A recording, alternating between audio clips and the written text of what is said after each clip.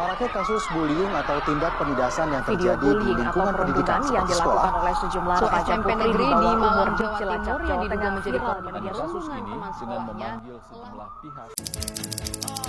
Setelah koma dan menjalani perawatan di ruangan ICU anak RSUD di Subang, siswa kelas 3 SD korban perundungan teman-teman di sekolah meninggal dunia.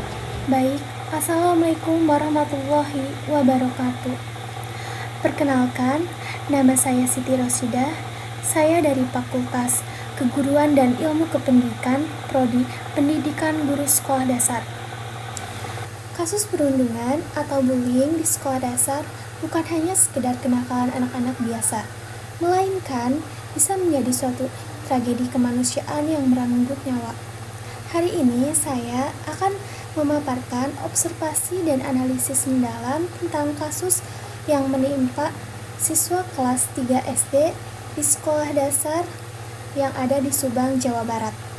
Berdasarkan data hasil observasi lapangan dari kasus SDN Negeri Jaya Mukti, korban berinisial ARO 9 tahun meninggal dunia dikarenakan kekerasan fisik yang diduga dilakukan oleh ketiga kakak kelasnya.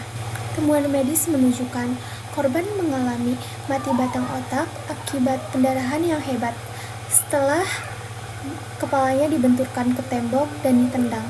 Dan yang lebih memprihatinkan lagi, korban sempat menahan rasa sakitnya dan tidak melaporkan dikarenakan takut, hingga akhirnya korban mengalami koma. Kasus ini juga menyoroti kelalaian institusi di mana PJ Bupati menonaktifkan kepala sekolah dikarenakan sebagai bentuk tanggung jawab atas gagalnya sistem pengawasan di sekolah tersebut. Mengapa hal mengerikan ini bisa terjadi di lingkungan pendidikan? Mari kita bedah menggunakan kacamata psikologi pendidikan. Ada 3 faktor utama. Yang pertama ada faktor lingkungan dan pengawasan. Kejadian ini terjadi di sekolah, tempat di mana yang seharusnya aman. Fakta bahwa anak-anak bisa melakukan kekerasan fisik, contohnya seperti yang terjadi di kasus Aro tadi, yaitu seperti membenturkan kepala ke tembok dan juga menendangnya. Dan tanpa diketahui guru saat kejadian tersebut berlangsung. Menunjukkan bahwa minimnya pengawasan saat jam istirahat dan jam kosong yang membuat sekolah gagal menciptakan zona aman. Dan faktor yang kedua adalah faktor perilaku. Mengapa sih anak di bawah umur 12 tahun bisa melakukan hal sekejam itu? Kita bisa melihatnya melalui teori pembelajaran sosial atau social learning dari Albert Bandura. Bandura mengatakan bahwa perilaku agresif seringkali dipelajari dari observasi dan imitasi. Ada kemungkinan besar bahwa pelaku mempelajari kekerasan tersebut bisa melalui media, game, lingkungan rumah, atau meniru dari senioritas yang sudah terjadi di sekolahnya yang sudah membudaya di sekolah tersebut. Mereka belajar bahwa kekerasan adalah cara untuk menunjukkan dominasi. Dan yang ketiga ada budaya diam. Korban tidak langsung melaporkan. Ini mengindikasikan adanya relasi kuasa yang timpang dan ketakutan yang luar biasa. Korban merasa tidak terlindungi jika ia berbicara. Lantas, bagaimana mencegah agar tidak ada Aro lain di masa depan? Baik, berikut adalah solusi atau rekomendasi intervensi berbasis teori psikologi.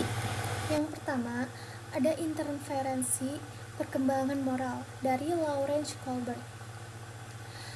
Anak usia SD umumnya berada pada tahap prekonvensional, di mana mereka patuh hanya karena takut dihukum.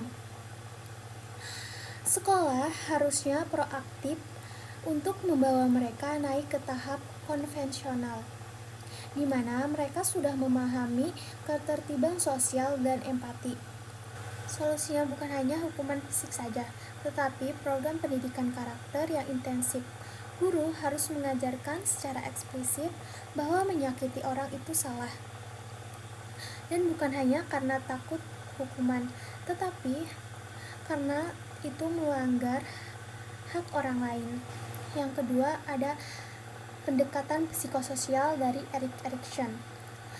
Pada usia sekolah ini berada pada tahap industri versus inferiority, di mana anak merasa butuh kompeten. Jika mereka tidak mendapatkan prestasi secara akademik, mereka akan mencari prestasi melalui dominasi fisik seperti membuli tadi.